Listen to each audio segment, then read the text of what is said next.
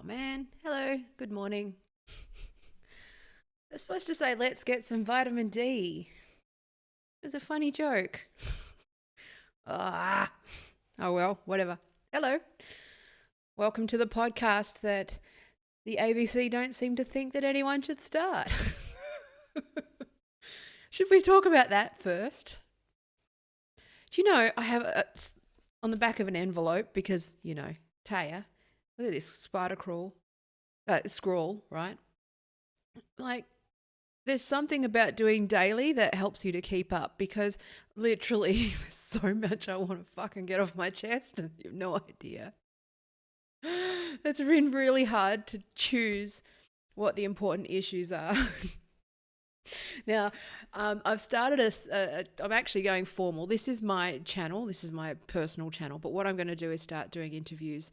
So some of the issues that have happened over the last few weeks and months, I'm going to park them and I'm going to actually just talk to other people about these things because, this is sort of just me being a dickhead and ranting and stuff. And sometimes I think it might be better if I do more of a just sort of riffing here and then let other people talk about some of this other stuff. So, a lot of the turf war stuff, a lot of the, just a lot of that stuff, the other people have more interesting things to say on it.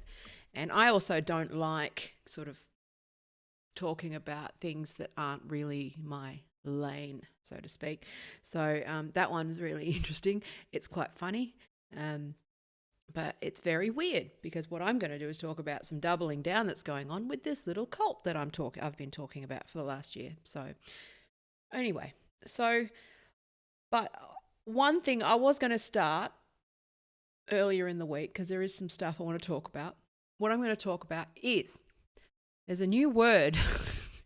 It's a little bit, it's a shit fight in the academic community. Okay.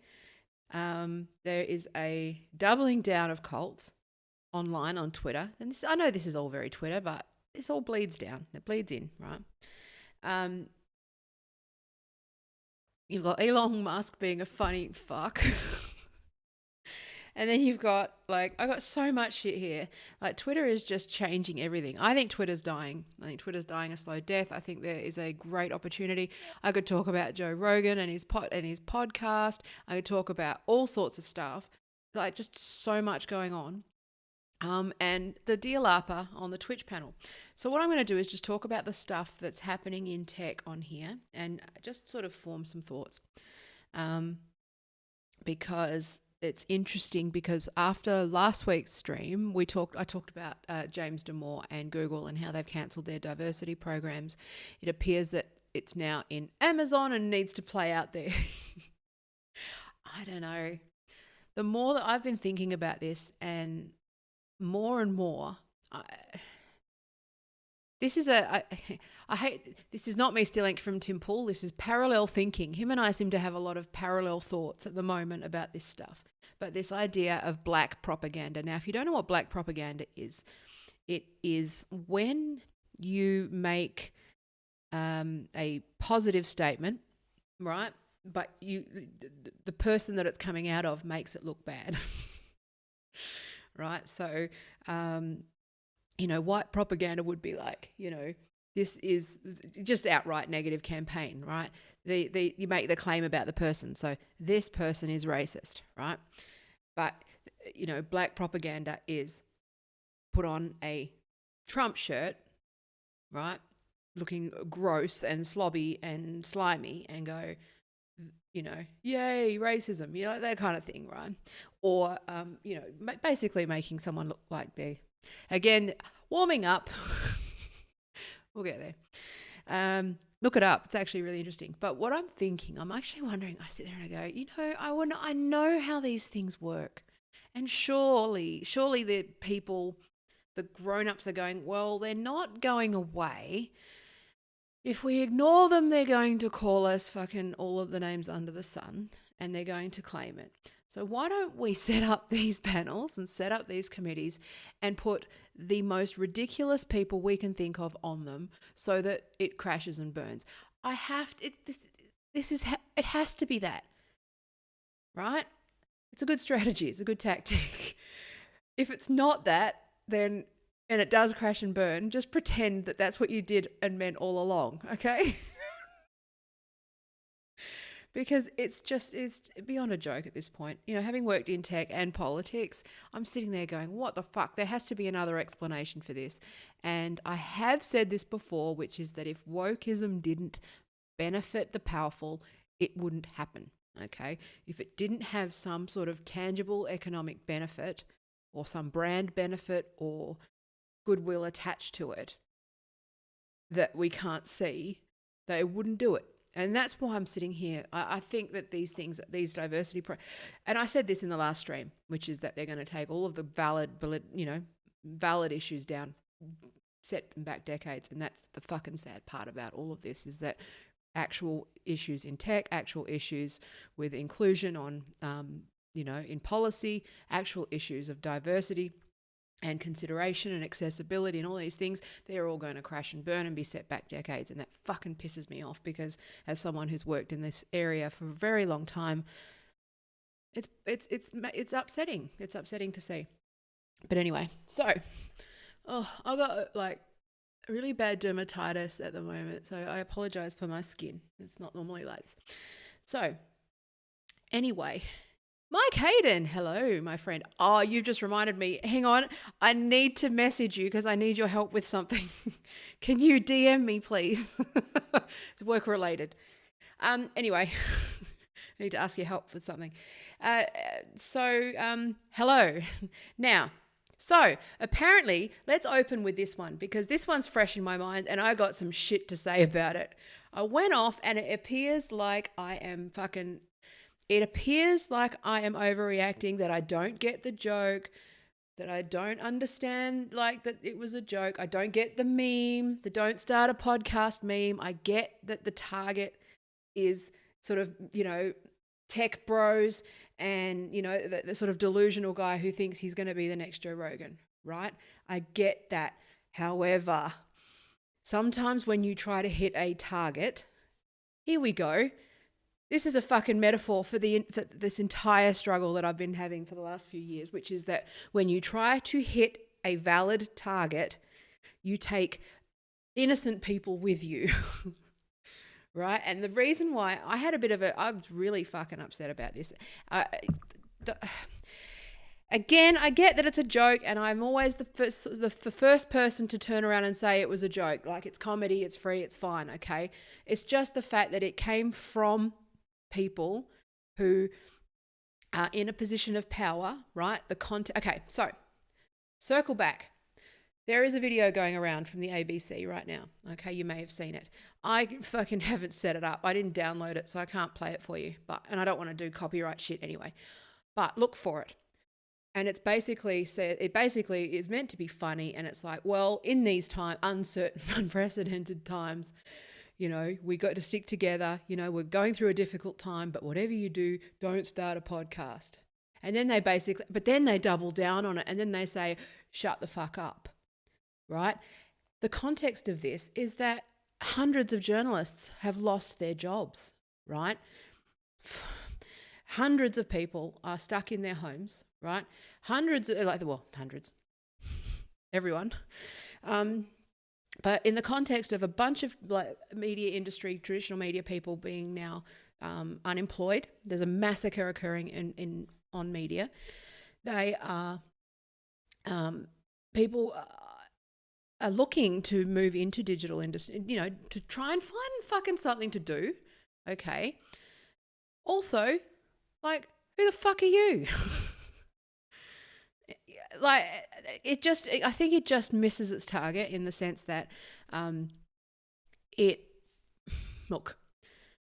reason why I started in digital, I left politics and went into digital, right, was because I saw that the power of someone's ability to create a website, create a blog, create a presence, create a podcast, create all of these things independent and work for themselves and get their own voice, find their own audience. And it just, again, I know I'm overanalyzing a joke. Okay, joke police, I get it, right? But sometimes, it was just Maybe it's just close to the bone because because I'm starting a new podcast next week. And, there is a time, like I've been doing this now 18 months, right? It's really hard to overcome your fear. It's a lot of doubt. There's a lot of fucking insecurity. It's actually an incredibly brave thing to do, to turn around and put yourself out there like that. And I don't want people to feel like they shouldn't be, that there's people sitting there laughing at them while they're doing it, right? That was the fucking thinking that stopped me setting up a podcast 15 years ago. That was the kind of thinking that stopped me doing YouTube when it was new, right? I've had plenty of opportunities. That was the kind of thinking that when I had a popular blog, I shut it down, right? Because they didn't like what I was saying. And I don't want people to make the same mistakes that I made. Make your podcast, right? Make it as niche as possible, okay? Like, actually, I'll show you hang on, where's my tweet?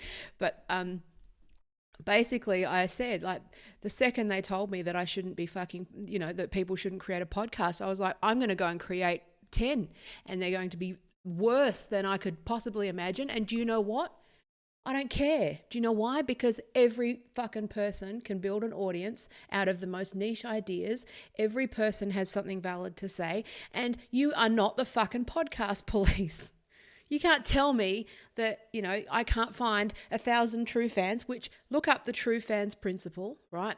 If these guys are in media, right, they obviously don't understand that fucking core principle that's been around for fucking donkey's years, which is if you've got 1,000 true fans, you can make a living, okay? And that could be like, hang on, where are we? Let me go back. Where are we? I tweet too much. When you go back through, you're like, ugh. But anyway, I just did a list of podcasts that I'm now going to make. Oh, here we go. So, let me share the screen and then you can watch it while hang on, let me go back. Let me share the screen. So screen share, right? I'm not going to put the sound through, but basically it's like, yes, I get it's funny, but these are people who are all employed in the media. They're all wealthy. All right. They're all going to be okay. Okay. They're not an out of work journalist. They're not, it just breaks my heart to think that there's going to be some future star, someone who should have started their podcast, 5 years ago, have been thinking about starting their podcast and would see this video and put it off for another year or another year or another year. And then we're always going to do it next year like I did. Like as soon as, like you watch my first stuff. I'm not that great now, but you see the journey that I've been on, and it's worth it just for that, right? Putting yourself out there and doing it just for your own personal development. I don't want anything out of this other than just building skills and feeling like I've overcome a fear that But anyway, so it's just I don't know. It just misses its target, and I don't know why I know people found it funny. I just don't find it funny because I think for me, I have felt bullied by establishment people for most of my career. Okay, and it's just so bad. Anyway, so podcast that I'm now going to make just because they said I shouldn't, which is 10 6-hour episodes of only farts, the sound of silence. Burt Blapper, clipping toenails to a dubstep beat, Paul chews beef jerky, the thing about cockroaches, and I'm going to do 300 episodes all about cockroaches. And my response was, fuck these cunts. And that's true, okay? If you want to start a podcast about anything, you can make it work. You can earn a living, and you don't let anyone tell you that you can't, okay? And I'm, I don't know. I'm hoping that they approached Will Anderson and some of those bigger Australian podcasters and he turned around and went, no. That's what I'm hoping, right? But yes, okay? The thing that is fantastic about the internet and the thing that it was wonderful about the internet is that anybody can do anything and find an audience and build a living out of it. And I think it's just, I have blue check elitist fatigue at this point. I think I just have fatigue from this fucking bullshit where they're just so smug, so up themselves, so detached from reality, so detached from the real world for most people. Okay, where what? So, and I've been on the internet producing. I've been on the internet writing on the internet since 1990 fucking 6, 90, actually 95. Okay, my first website was built in 1995, right? And in 2009, all the journos started coming in, and I've talked about these people before, and and then they took it over. They took over social media. They started to dominate it. They started to dictate it. They started to kick people like me out and exclude me from things, right? They claimed their blue checks and left me fucking out in the wild. And I've just gone through this so many times with these clicks, right? And the one thing that they can't do is shut me down. I continue to exist, and I am a cockroach, and that's why I'm going to do a podcast, a 300 episode fucking podcast about cockroaches. Okay? Because you can't tell me that I can't what I can and can't do with my internet connection and my voice. Okay? I learned code. Okay? I learned this. I learned how to talk to a camera. You can't tell me to fucking shut up, so fuck you. And I know that it was a joke. It's just not funny, and it missed its target. And it's just, I think it's in the context of the fact that they've taken over YouTube, they've taken over, the mainstream media are fighting all of the independent creators. They're moving in, they're muscling in, right? They're trying to control every fucking tech platform there. So they're trying to control what people put on there. They're banning anybody who doesn't go with it. If you're not across this stuff, it sounds crazy, right?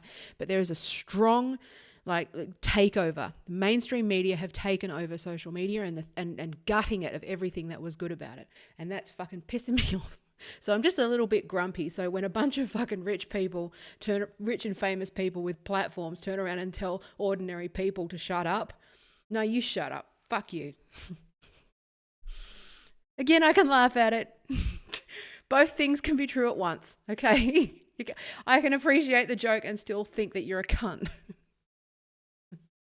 And I'm not going to ban you for it, but I'm going to take exception to it. So anyway, do start a podcast.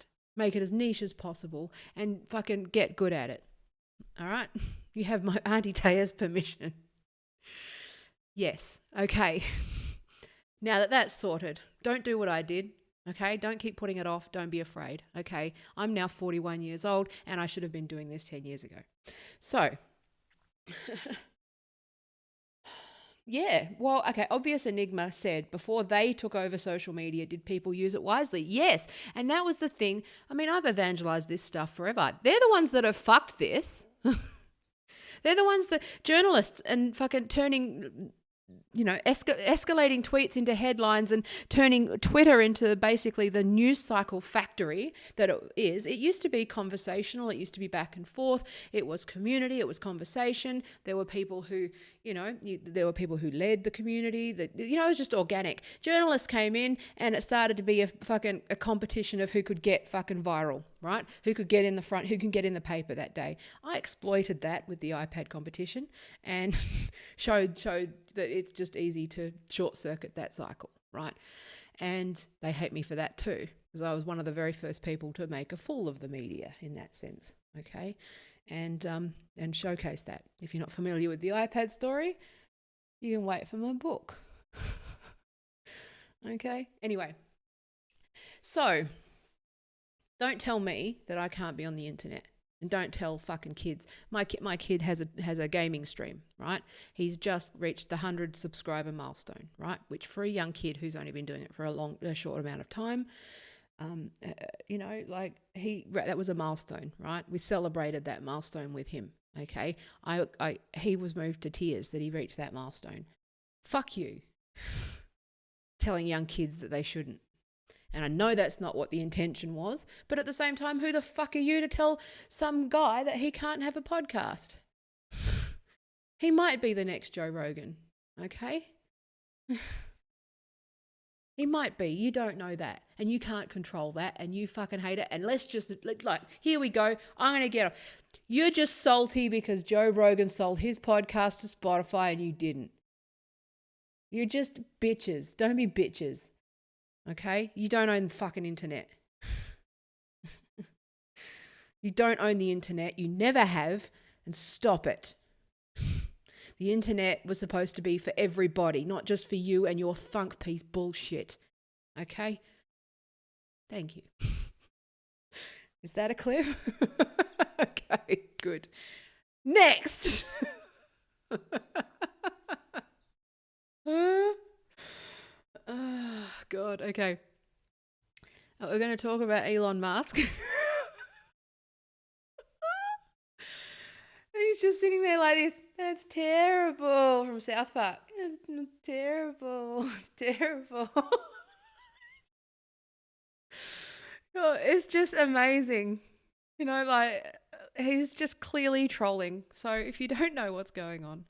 Okay, so Obvious Enigma said, Joe is more responsible for mainstream crowing into these sacred internet spaces than randoms, right? Yeah, and you know what? Good on him. Do you know what? Do you know everybody needs to fucking... You know what? And I know this is embarrassing, but Joe was the person who gave me the push that I needed as well, right? I know that sounds really odd, but when he started to put the, 2 hours and 3 hours, because I'm somebody who talks for a while, I needed a while to get going. And he breaks the sacred law of YouTube, which is that your videos need to be snappy and you need jump cuts and you need all this sort of stuff. And it needs to be under 20 minutes and blah, blah, blah. He broke that. He went against it. And I've always, I've admired Joe Rogan because he's very much like me. I wish I had his fucking resources, but I'm just saying that Joe Rogan epitomizes a lot of what I've been saying over the years to clients and people who I work with, which is that you run your own race. You do things, you do what feels right for you, okay? The audience will follow, okay? And I think I stumbled on a Joe Rogan podcast at one point, and I just went, this is incredible that people will watch this for 3 hours, and it gave me the kick in the pants to take my own advice, and because I was sat there going, well, I don't want to do YouTube. I don't want to do a podcast because I feel like, they're all so scripted and tight and it just puts too much pressure on me. And you've seen me through that journey where it's hard to get time. Editing is the biggest part, right? Scripting, editing, rehearsing, all of that stuff is the hardest part of the podcast, right? Research. Yeah. Yeah. Not really. Sorry, I can't really follow that. Whatever. Anyway, yes, but at the end of the day, you focus on who pays you. You focus on who your bosses are. Your fans aren't your bosses if they're not paying you. So good on him. True fans principle works. Okay. Anyway, so Joe just reminded me that if you just keep doing what you do best, you stay focused. I stopped writing. I was stuck because I went through this whole sort of de-woke thing, and I realized a few years back that I was only writing for business. I was only writing stuff, and I was self-censoring on a lot of stuff, and I was afraid to write. I'm still not writing other than, Twitter and stuff, but that's because I'm too self-conscious to do so. So I thought, well, let's just start doing YouTube, see how we go, start at least getting thoughts out there with sort of no pressure. Keep doing what you're doing. I've always been writing on the internet. But anyway, I'm just saying, Joe gave me the kick in the pants that I needed and reminded me that it's okay to just do you and have everything sort of, you've got to work hard, be kind, and the rest sort of sorts itself out. So, and don't let others give you advice, okay? Yeah, there is all the Gary V bros who think that they're cool and everything, but they're just they're not authentic either, okay? That's the thing that's unique about Joe Rogan is that is at least authentic. If you're authentic, you will build an audience, okay? I've done this for other people, and maybe one day I'll do it for me. I know I've got a little bit of an audience, but I'm just saying, okay? Start a podcast. And don't shut up, okay? When they say shut up, you shout louder, okay? Fuck them. Now, so Elon Musk shat the bed. Are we going to talk about that? Actually, on Joe, I did laugh at Mark Maron's stand up, right? I watch all of the comedy, literally all of the comedy. Um, but the Mark Maron referred to Joe Rogan's followers as a monoculture of free thinkers. Fucking fuck, that made me laugh. I like that's just that line because it's just totally typifies the the monoculture of free thinkers, and that really does. It's very much like that where. The MAGAs are just as bad as the wokes, and they're all fucking yeah. Anyway, oh fuck, that made me laugh. Anyway, so I don't really want to talk about Elon Musk as much as it's fun. It was funny because basically, if you go in and read the fucking thread, I'll share the screen for a bit. Hang on, because he just went fucking nuts. Where are we? Oh, that's interesting to know. Musk owns several of everything. They all do. They all have shares in each other's companies. It's just what percentage. It's mostly all hedge firms that own the same tech companies. That's what people don't realize. That it's all the same owners. They're all Goldman Sachs and fucking hedge funds that own most of these companies. So it's all a big bro club. That's a valid criticism of big tech and diversity and inclusion, which is which is that it's a club it's just a new boys club. Anyway, so take the red pill. But it's got the rose, and what people didn't realize is that the rose is actually the symbol for the socialists in the United States on Twitter, right? So what he did was he wrote that, and then he wrote that, and then Ivanka Trump said taken, and then everyone lost their minds, and then he's just fucking trolling the shit out of everyone. So it's like, did you see? He doesn't care, right? He knows what's up. He knows that if he knows exactly what he's doing, and it's performance art at this point. It's amazing. It's the greatest thing on Twitter at the moment. And then all the thunk pieces get generated. How Elon Musk has been radicalized and is now an... It's just funny. It's so funny. It's amazing. It's fucking epic trolling. It's like old school. This is old school fucking Usenet quality, IRC quality fucking trolling, man. It's brilliant. So anyway, but he just keeps going.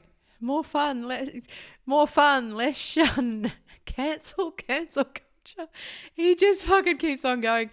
And he's just amusing himself. And, there's nothing greater than being in on this joke right now because basically everyone just fucking explodes and loses their mind. So it's actually really funny. Anyway, so that's worth seeing. I don't really have anything to say other than the fact that he's fucking trolling. And it's funny. Anyway, I suppose the fact that I'm talking about it is that, bigger people than me have better things to say, but I just thought it was funny. Well, yeah, obvious enigma just said. First of all, I didn't realize that roses were a socialist symbol. Yes, so the rose emoji is actually the symbol that the Social Democrats use as a low-key symbol to organize. So what he did with that tweet was actually say, take the red pill, which comes from the fucking, the right, and put the Democratic Socialist rose on the left, and people basically just saw what they wanted to see in that tweet and fucking lost their minds. And it's just like, did none of you see the rose? It's amazing. It's actually brilliant. When you think about performance art, it was actually fucking amazing. And then he just doubles down. It's fucking hilarious.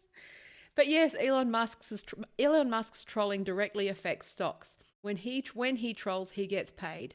Oh, I don't know about that. Well, yes, sort of. Yeah,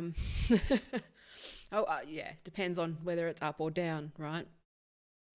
As a shareholder, yeah, I don't know whether it does affect whether people buy and sell his stocks. Like there's a bunch of people that probably sell their oh my God, the thing I love the most was all these journos going, I'm never going to buy a Tesla again. I am so disappointed. And it's like, you're a wanker. You're definitely going to have you're going to keep, it's all just bullshit. They're going to keep their car.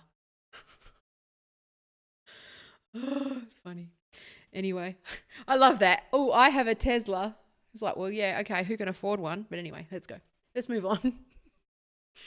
Bye-bye. It was just brilliant. Anyway, so what's next? All right, this one's a little bit more serious, actually, because this one is the thing that's actually legit scaring me at the moment.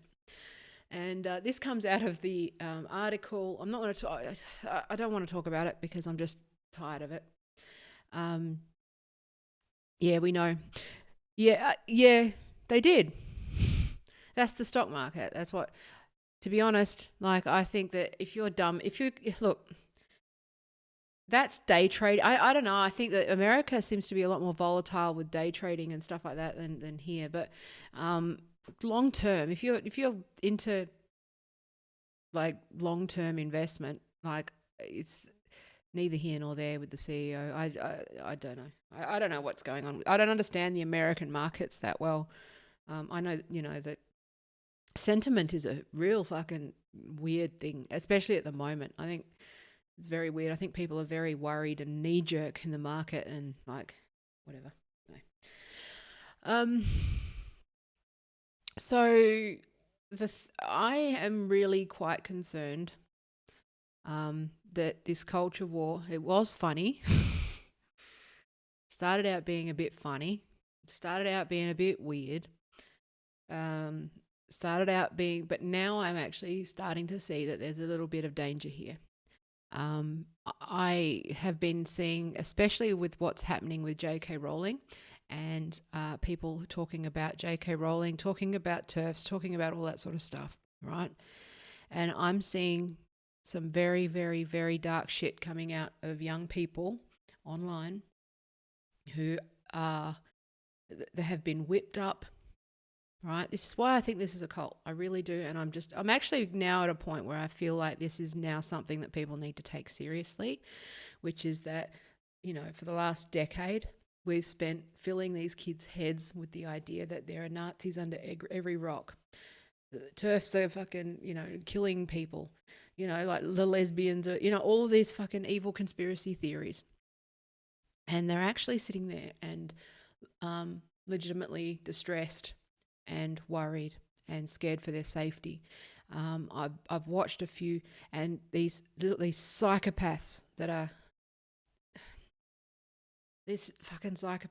are making these claims and using these children as weapons. It's actually very worrying. Now, I don't want to name names because I don't want to fucking become a target, but I have seen people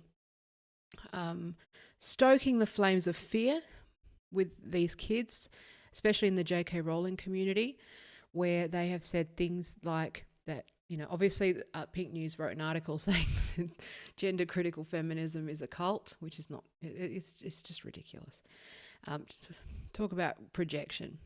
And also, just making just ridiculous and defamatory accusations against Julie Bindel and a few other prominent feminists, but also saying things like that the international network of powerful lesbians. Yes, because, the lesbians are the ones with all the power, right? But I've actually seen this where they're actually saying that they're hiring hitmen on the dark web against trans women, right?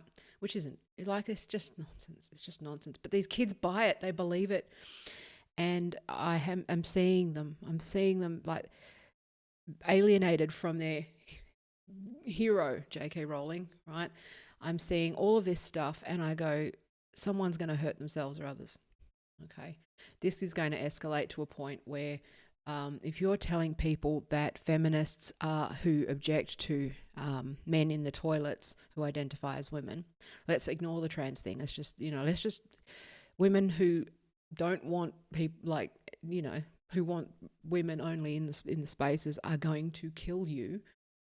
It's only a matter of time before something really bad happens. And I know I've said this before, but World War III won't be fought across borders. It won't be fought with armies. It will be fought with a nutter on every street corner. who's been weaponized by social media and radicalized into varying groups. And I'm seeing that happen, thankfully, because I see enough that I can observe a lot of this stuff, that I sort of sit in the middle, so they kind of let me, I see a bit. It's brewing. It's fucking Age of Empires, and they're all sitting at the Stone Age at the moment. Okay. So it's just very, very worrying what I'm seeing. And so when, not to mention the fact that making these kinds of accusations, despite them being fucking horrible and defamatory and nasty, it's not even about the legality of it. It's about the fact that you're putting these poor children in a position where they believe that they're defending themselves. If somebody says, no, get out of here, mate, get out of my toilet. All right. This is a recipe for disaster. It's very worrying. So be aware of that. Please be watching what your children are seeing. Make sure that you're having a conversation with them about these things, and making sure that they are aware that, regardless of what side of politics you're on, gender critical feminist is not a cult. Okay. It's not. Okay. It's ridiculous. Okay. I'm not even in whatever that group is. I tend to be sort of somewhere in the middle. I'm just a feminist. But at the same time, I am the one who has been, I and a few others have been saying for some time now that a legitimate cult has formed out of Tumblr, and it is dangerous, and it is escalating, and it is they're using all of the tactics of Scientology to get there, and this doesn't end well. It's got Jonestown written all over it. And I just, and I don't know how to say this any clearer than I already am, which is that this is now serious. It's not funny anymore. Okay, it's not SJWs versus 4chan. We're heading into this is guerrilla warfare territory, and I'm just, I actually lose sleep over this. So it actually very much worries me that they've scrambled these poor kids' minds. I'm so worried about them. And it doesn't matter what side, okay? Like, these online communities are not benign, okay? And we might laugh at them, but radicalization is a real thing, regardless of, where you fit. And we've got to remember that our young people do not have the faculties to be able to distinguish humor and irony and threat as well as we do. So, yes, but that's the problem, is that you look at it. Okay, so an obvious enigma said the flashpoints of violence between certain feminists and trans activists is not nearly as likely as between other groups. Well, that's not true, because the trans activists are well documented for actually assaulting feminists. So the assaults and violence are actually very one-sided, and the fact that they have accused the feminists of this is fucking classic Darvo bullshit, okay? The only reason they're calling us a cult is because we've identified them, okay? It's just classic projection. It meets all of the earmarks. Look at transphobia is basically calling somebody a suppressive person at this point, and then you are subjected to fair game. If you know anything about sociology and practices, then you know. This is not like, I can't think of one feminist. Again, I'm open to the idea, right? I don't understand that question. Are classic violence likely to retaliate? I don't understand what that means. Anyway, my point is that the only answer is to try and de-escalate things, okay? It is funny, like, to laugh at the ridiculousness of a lesbian death sex cult. It's like, I wish that I did, but at the same time, remember that there's young people here who have been,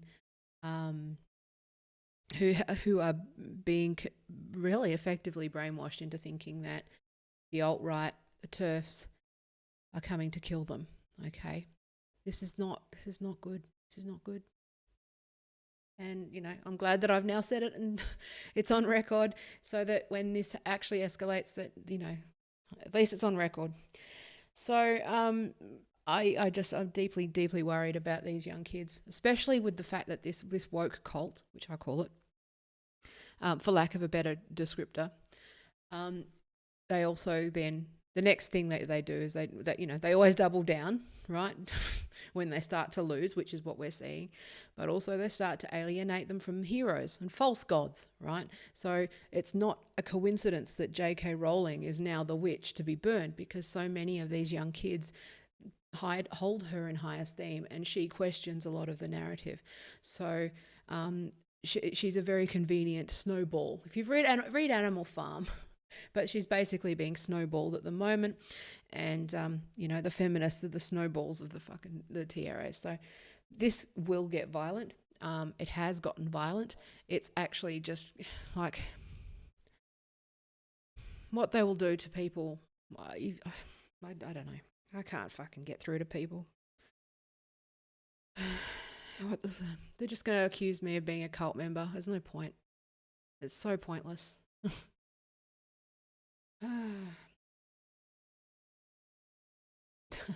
Alt-light. I'm just sick of all the labels. Okay, you've either got good ideas or bad ideas. You either operate in good faith or bad faith. It's not that. I'm done with the labels, to be honest. I am a feminist, but that's because that I can back it. Okay, and because I'm a woman, and if I'm a woman, then I am a feminist. But yeah, everyone should pull their heads in and realize that this is actually now escalating into like full-blown fucking war. All right. And it might only be Twitter to a lot of people, but the reason that I'm drawing attention to a lot of this stuff is because it's going to start fucking escalating. All right. I swear to God, it's just a matter of time. So on that, how long have I been going for? 45 minutes. So now that I've warmed up, I want to talk about the new great. This is an academia one. Okay. So this one's more. This sounds really interesting. If you're interested in the war that's happening in academia around postmodernism versus, a lot of people are critical of sort of critical theory, right? But what we're seeing is that finally the grown-ups are starting to push back on this stuff, okay? So this idea so under critical theory, basically the idea is that you can analyze everything through the lens of power, okay? So, and privilege or oppression or all of those sorts of things. So analyze everything to the nth degree. I actually said to somebody the other day, I think I tweeted it actually, which was it's like lightness and darkness, right? So the reason why comedy and art are so at odds with wokeness, right, and critical theory is because comedy and art are focused around finding beauty and light out of the darkest things, right? That's what comedy and art are about. These fucks, their whole life is about finding darkness in everything, okay? It's like, so it's almost like a light and a dark balance, good and it's not good and evil, just light and dark, okay? I would much rather live my life trying to find the magic and the laughs and the art and the beauty in all of in darkness, rather than trying to see something wonderful and criticize and try to find the darkness in it. That's a terrible way to live your life. But that's, ultimately critical theory is problematizing everything. Trying to find things, trying to see things where they may be there, they may not, but basically that's sort of the thing. So basically in academia, it's been long established that you cannot stand up to these people, okay? So if you are, POMO has taken over every fucking discipline. Now, it's interesting to me because I remember saying, probably about a decade ago that the hard sciences and engineering and especially tech needed to listen more to soft science disciplines like me, right? People who understood the ethics and understood various other things that they maybe didn't understand. the idea of, just because you can do something doesn't mean that you should. Okay, that was really the intent. There was a lot of talk around multidisciplinary approaches to problems. And so in future studies, for example, we sort of reached consensus that multidisciplinary approaches were important, and analysis of these things, analysis of structures, analysis of power. Everyone had to come together around these big problems, such as the environment and that sort of stuff. That's what it meant. But somewhere along the line, universities saw a buck in, churning out PhDs in sociology and media studies and cinema studies and fucking, analysing the fucking, the gender of a rock. And this is where the grievance studies affair really, really sort of highlighted a lot of that stuff. Now, this is significant if you're interested in this, in this issue, okay? Because this is where these ideas have started. Now, I would actually argue that they have a place, as I've said before. They have a place, but they need to be in a sandbox, okay? They do not need to be fucking out in the wild and online in a cult. And it's fucking crazy. Anyway, but let me share. Where are we? So this is fantastic. So this was in what was it? Hang on. What was the original journals? Now this just happens to be something that I know quite a bit about, because I actually, I am a public policy person and politics person, and this is a journal that I am aware of. Now I saw James Lindsay shared this with me. I'm going to talk to him on the podcast, hopefully.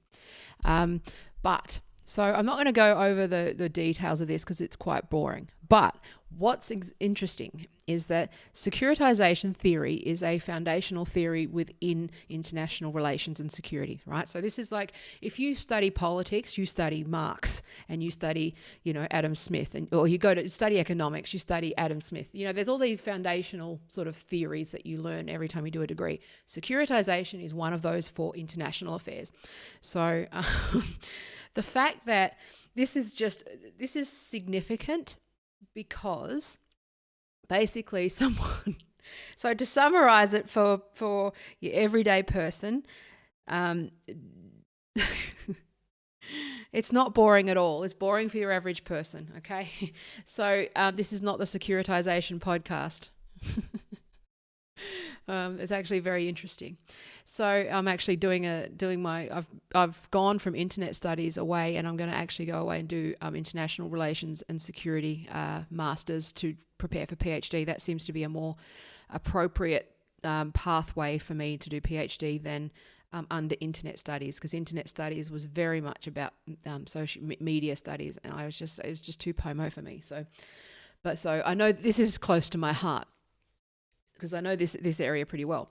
So it was just really funny to see James post this shit fight, because basically critical securitization criticizes. So this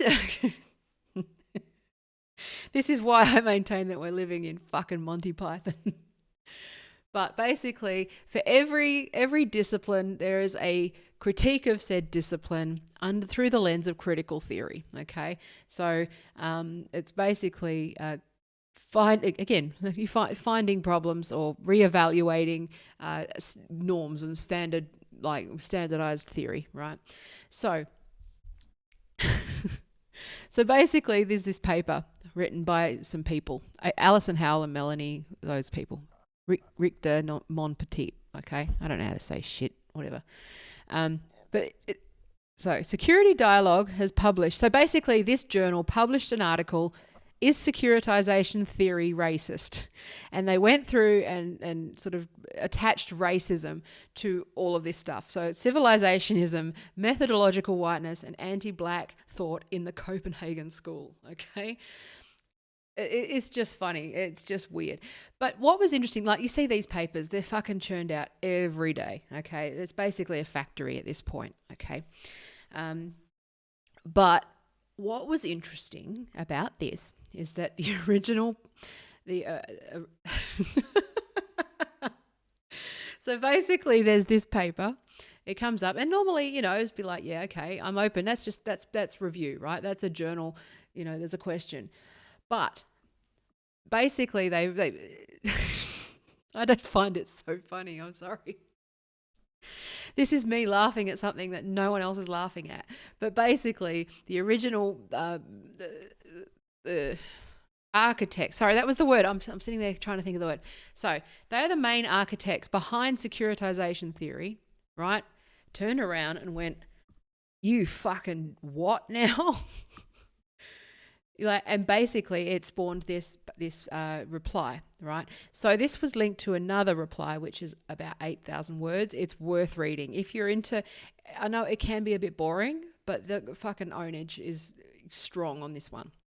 All right.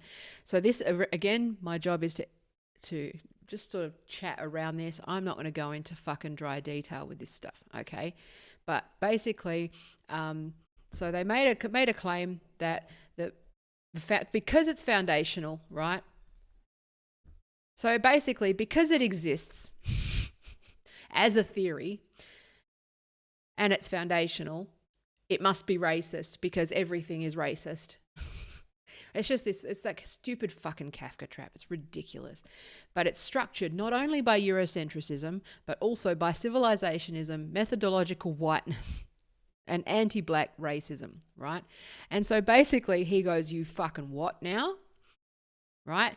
And what's significant about this is that this guy took them to task over their poor, the topic is basically, well, you shouldn't be calling, like, you know, racism is a serious accusation. It is not a fucking fact, and there are consequences for that accusation, and basically just fucking went to town on them. But what came out of this, and that's the bit that I wanted to focus on, is that he's coined a new term, which I find really compelling and really interesting because it links to, I think there's a spin-off here called deepfake politics and deepfake tactics, right? So deepfake methodology. Now, what he talked about with this, right? So you can read this in your own time, but basically this is somebody who is from the school, okay, from the left, telling them, no, get fucked. This is defamatory. You can't just call everything racist. And this has been coming for a long time, okay? So, yeah, it's fucking ridiculous. And this has gone unchecked for way too long, where people can just say something is racist, right?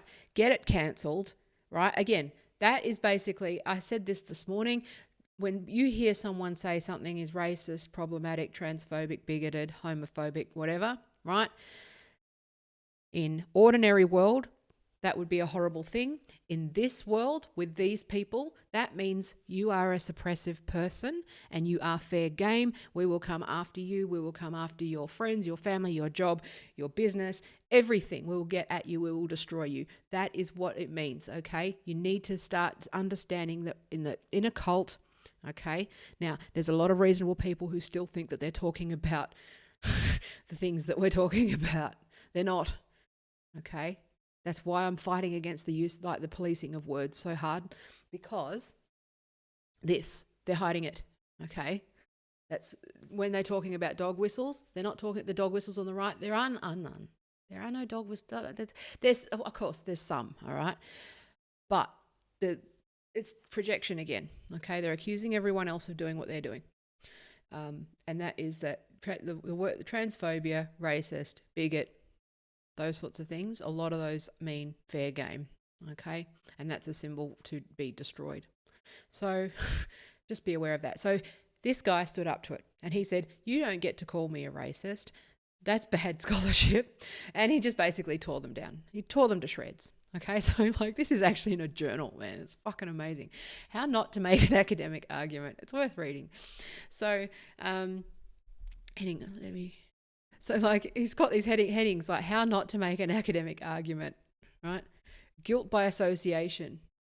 So he basically just fucking drags, right? So contesting, like, so basically if you reference Hannah Arendt, right? Because they reckon that she was racist, which Arendt wasn't, right? She was talking about totalitarianism for a start. It's like, for fuck's sake, okay? It's like, anyway, basically if you reference them, and it's like, well, should I point out that Foucault was actually a huge fan of Nietzsche, and you guess, and we all know how Nietzsche was used. Maybe Foucault was a Nazi. Anyway, philosopher joke there. So, because you're using their own logic against them. Foucault built upon Nietzsche, and Nietzsche was used as Nazis, therefore Foucault is a Nazi. It's like, fucking hell. Ridiculous. But that's what he pointed out. So the fact that this has been coming from the right for some time, and the grievance studies affair is amazing and spectacular, and I love it, and it's fucking everything. And do support James's work if you can, and even just give him a bit of public praise and a clap on the back, because it's fucking hard work taking these people on. Okay, but so basically he just tears them to shreds, absolutely tears them to shreds. But what is most significant about this is that he's coined a new phrase, right? And it's great, which is the idea of a deepfake methodology. Now, what he uses is the analogy of, if you don't know what a deepfake is, so a deepfake is something where you break it into small parts, and then you rebuild it so that people say what you want them to say. So in a deepfake video, for example, they would, they splice every Gummy Venus treatment, right, for the Simpsons fans out there, and basically make you do what you want. And the idea, the fact that he's used that analogy within academia, which is that they deconstruct everything down to the sort of the binary, the pixel level, right, the granular level, and then reassemble it to form racism. It is such an incredible metaphor, and I love that term. But that's actually, I'd like to build on this, actually, the deepfake methodology, because it's actually in the journal that's relevant to my discipline, so I'm hoping to build on this, right? But the concept of, deepfakes in general, but deepfake tactics, like pulling apart someone's words on Twitter, so pulling someone's tweets out of context, it's a tactic that's easily used to discredit an enemy, right? Pull them out of context, reassemble it, make it look bad, right? That sort of stuff. So the deepfake methodology, deepfake tactics, it's just such a fabulous term. I love it. And I know that I'm not the academic type. I don't like using the fucking jargon and stuff. I can write stuff, but I can't talk about it. It's boring. Even if it's not boring, it's boring to talk about. Because I also know that other people find it boring. So anyway. But do read this, because it's a fucking epic takedown. And what is significant about that is that it's very unusual for a journal to respond, to let him have a response, right? And so, and what was really interesting here, at the end, right? They basically say, we can't even put acknowledgements in this thing because we don't want to happen to them what happened to us, right? Which is that they basically just got called racist and, usual fucking thing, cancelled, right? It's just, and I like this because it's actually a sign that I think people are realising that this is not what it seems, that critical theory has now turned into it's gone off the deep end for a start. But it's also created a cult of people who are crazy and who will give you death threats for writing an essay. It's just crazy. Like, it's good to deconstruct stuff. I think it's fantastic. I come from that school. I understand. That's the thing that's frustrating. I come from that school, but this has gone off the deep end into cult town, and fucking too many people are getting cornflake packet degrees, and just there comes a point where you've exhausted all of the fucking ideas. I think they're reaching that point. But also, I know that this, and this might, I'm not traditionally elitist, because I am someone who comes from arts faculty, humanities, and I'm not someone I wasn't elite, but I also believe that I think that the entry to university is a bit too easy. I think university has become too accessible, and it means that dummies, and there's nothing worse than dumb people. There's Dunning-Kruger in fucking play, right? They go and get a cornflake packet degree. I've seen the difference. This is why I moved. Just to talk about that, I was enrolled in the Masters for Internet Studies because I need to do a bridging Masters to do my PhD, because first of all, my Master in Public Policy is too old, and also because I did it when I was having kids. There's a bunch of sort of failed units and stuff in there, so I don't meet the criteria for PhD So I thought, well, fuck it, let's just do another master's. So I went and enrolled in the Internet Studies Masters to do a top up, and I couldn't fucking do it. It's just too much. It was basically, ironically, here we go. It was basically like, this is the internet.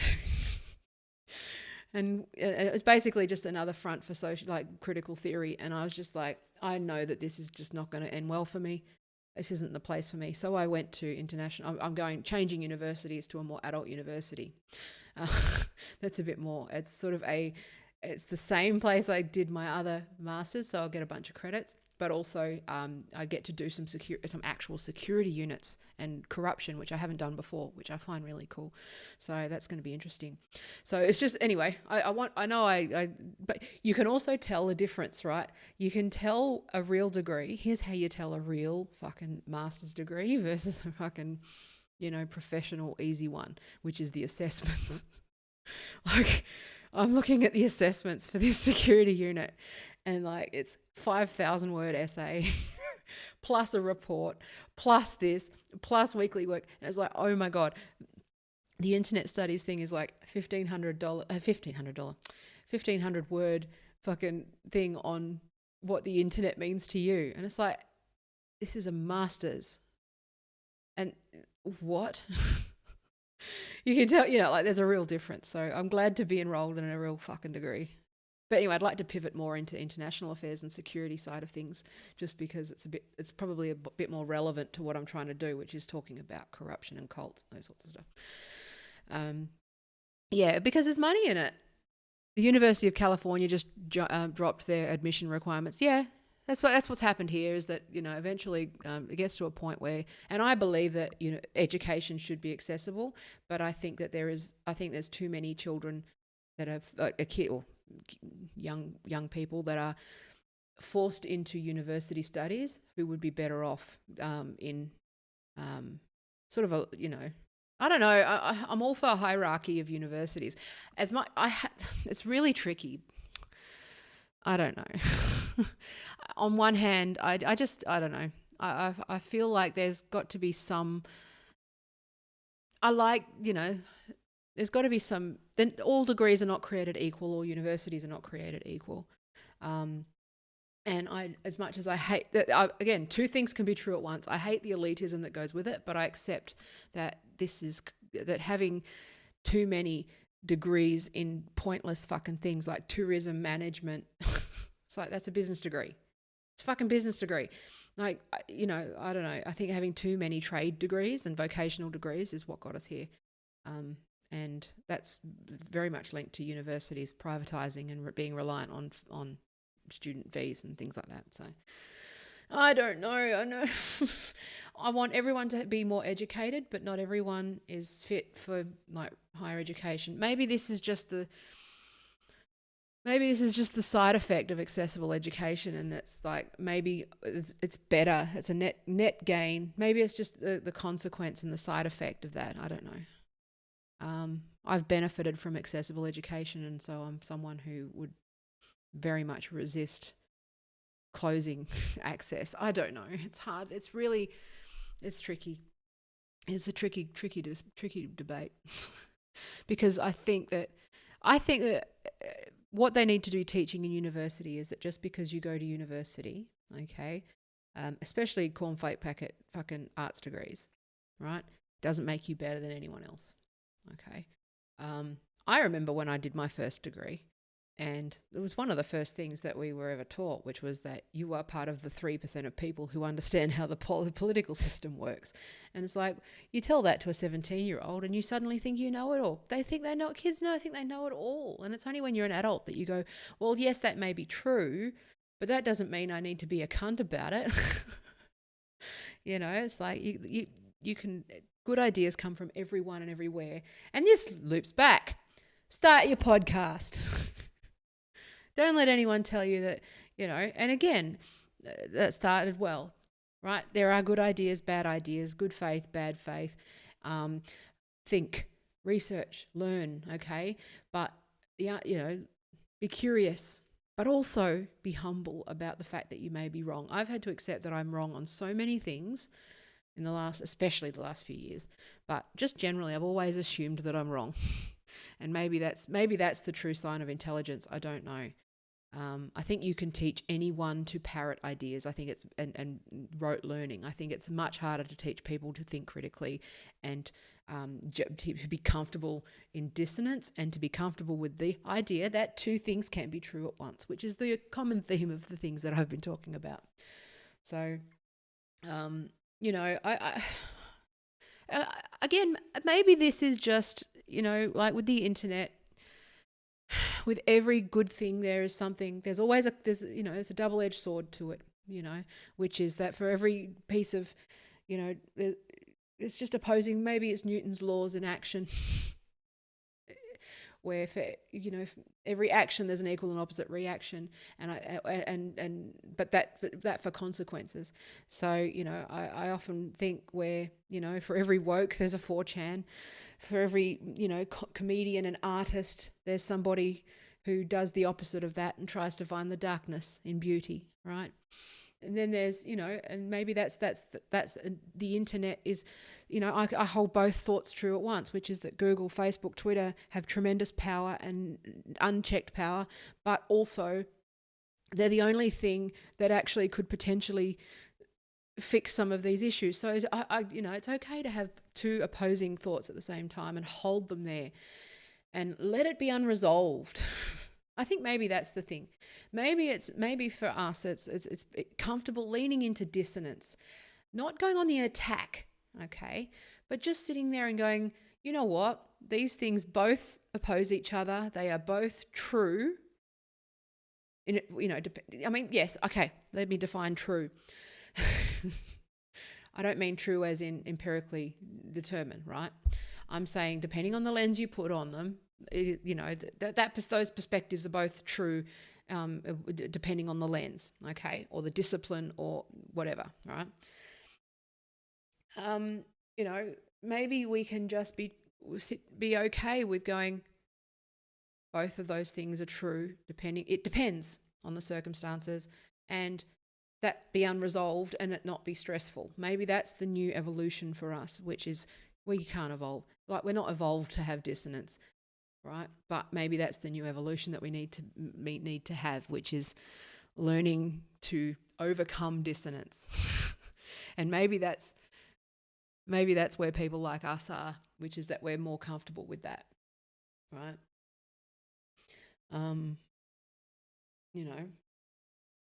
Okay, so Obvious Enigma said, while I don't put much faith in soft science psychology, I know that my mental health is much better when I am deactivated on social media. Well, soft science psychology, that's a big generalization, right? Soft science, I don't like the word soft science.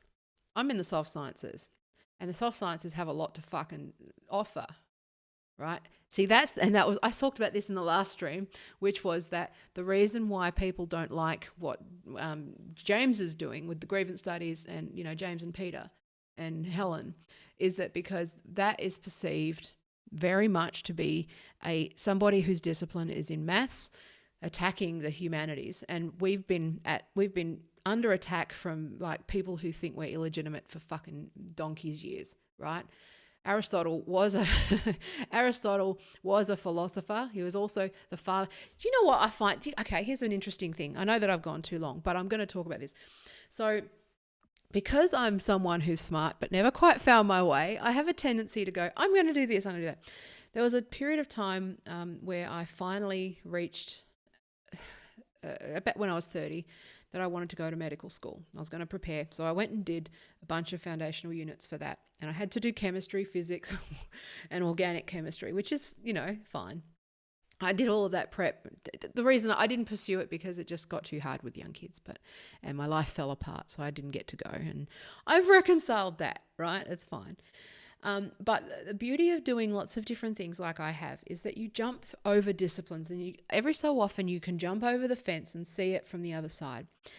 And what I found interesting is that one of the foundational readings that I had in politics was Aristotle, right? And what I found really interesting was that when I went to do chemistry and do some vet science in prep for medicine to get some of my sciences up, one of the foundational pieces of knowledge that I learned was Aristotle and the atom. Aristotle conceived the atom. Aristotle also conceived democracy. But we didn't learn about both of those unless you are because, in every degree you can't learn everything. But because we were reading Aristotle's political papers, but not necessarily his scientific ones, and you're 17, you're 18, you don't know, you don't have a bigger perspective.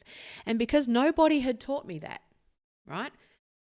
It's like, well, both of those things are true. Aristotle is both the father of science, okay, the grandfather of science, and grandfather of philosophy. They're both the same thing. And they're both basically the same thing, which is trying to find meaning, okay?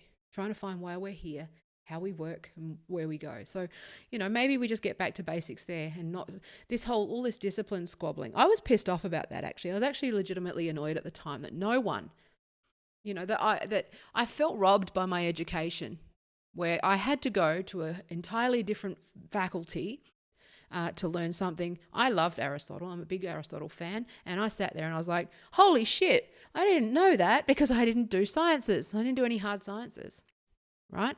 And I know that the science bros aren't, I would say that philosophy is the granddaddy of everything. Science is a subset of philosophy, as is everything else. And the reason I say that is because it's all about finding meaning. Okay, that's what philosophy is. Okay, philosophy is answering all of the big questions. Why are we here? How do we work? Where do we go? Okay, science focuses on explaining it from a certain modernist perspective or with the scientific method. There's beauty in that. Okay, but Socratic thinking has a different fucking approach. Okay, and as does postmodernism, and all those, they all have a place. Right? It's just that one doesn't dictate to the other. And that was the thing that I think that's where we need to be. Obviously, grandmother of everything. Well,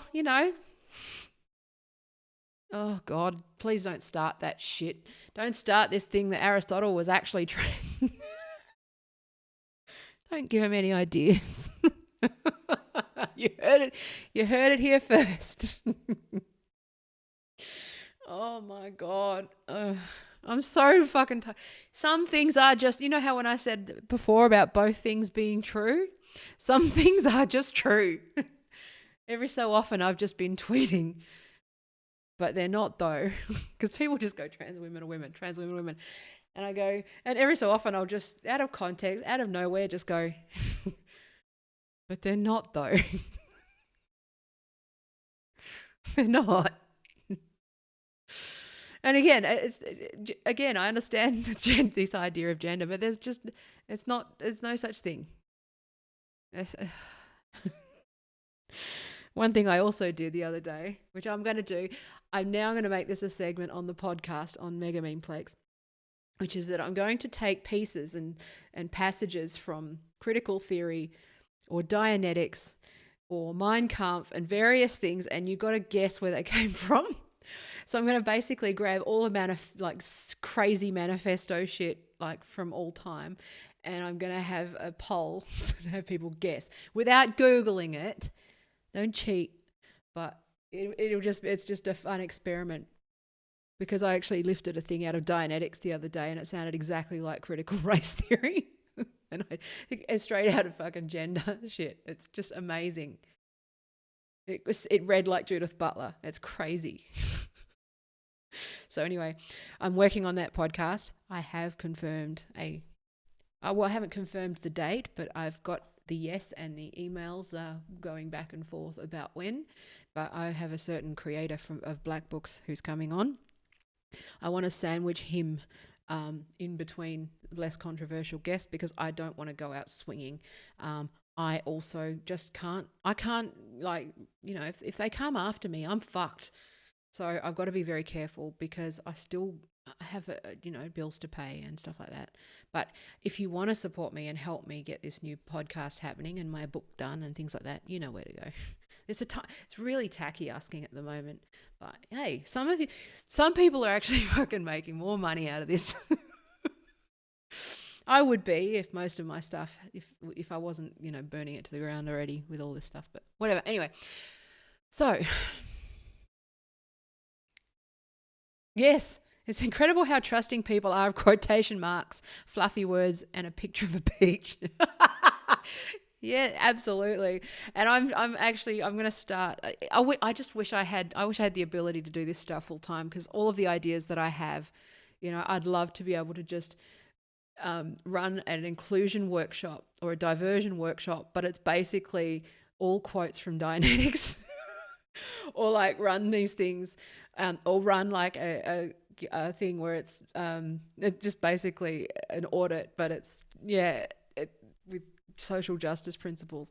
But also I've been playing woke, or I've been playing woke or MAGA too, right? Because they're pretty hard to tell the difference as well. So it's like it is. I enjoy playing these little games. It would be fun to have some of these little segments to break up the podcast. But yeah, if you know of any guests that want to talk to somebody with 7 subscribers on the new channel so far, go ahead. If you subscribe, then go ahead and subscribe on Mega Memeplex on YouTube and places. I haven't set up the podcast stuff yet because, again, bills to pay, payable work, billable work, all that sort of stuff takes priority. But I'm getting there, and I'd like to have lots of guests. I want to talk to everybody about the internet. That's what the whole thing is. Internet tribes, the old school, why you're on there, how you got there, experiences that you've been through, if you've ever been dogpiled or whatever, and how we might be able to fix it, some ideas. So if you want to be on it, I'd love to talk to you. So thanks for watching. I don't even know if there's anything clippable in this entire fucking hour, but whatever. I love you, and I'm looking forward to doing the podcast. I'm hoping to have a little bit more structure. There's going to be, but segments will evolve, but I want it to be a bit more structured, because obviously you don't want to be fucking podcast. The interviews aren't about me, and that's been my hesitation with interviews, is that I talk too much to interview other people. So I've got to try and reel that in. And that's the next challenge for me, is to learning when to shut the fuck up. So putting some structure in will be good. But anyway, thank you for watching. This has gone way too long. Like, subscribe, obey, support. I've got merch coming. I don't even know. It sounds so stupid. The Simpsons were making fun of merch, and now I don't want to do merch anymore. But, whatever. I reckon I'd rather, if people are going to buy a $30 cushion just to support me, I'd rather you give me the $30 and I get the whole $30. I know that, because I get like $4 out of the whole fucking thing. So it's like, I'm not even that big, but it's just another avenue to make funny little things. But anyway, scratch my nose. Yes, I should scratch my nose, or sneeze. I should go on the screen. There we go. Sneeze on the screen. Or I could no, I won't do that. Maybe I could just call everyone else a cult member. That would be good. It pisses me off because I legit think there's a death cult, and now I look crazy. And it's like they've figured it out. They figured out that we figured them out. So now they're calling everyone else a cult because they're the cult, and then it looks stupid. It's good strategy, and I hate them because they're so fucking clever. It's frustrating. That said, cults don't like you reading about cults. So I actually recommend that you read Lifton's Thought Reform, that you read Stephen Hassan's website, and you read all of the resources about cults, and you decide for yourself. Okay. Now, I don't think a cult member would never, ever, someone who's running a cult would never encourage you to read about it. Okay. I think you can make up your own mind. They're idiots. They overplay their hand every day. It's ridiculous. Okay. So you know what the truth is. Anyway, I love you. Thank you for your precious life, seconds, minutes, hours, days. Okay. Be safe. I will be back. I'm going to try and do more frequently, but once a week at the moment is all I can do because I'm planning the podcast and working. So love you. Bye.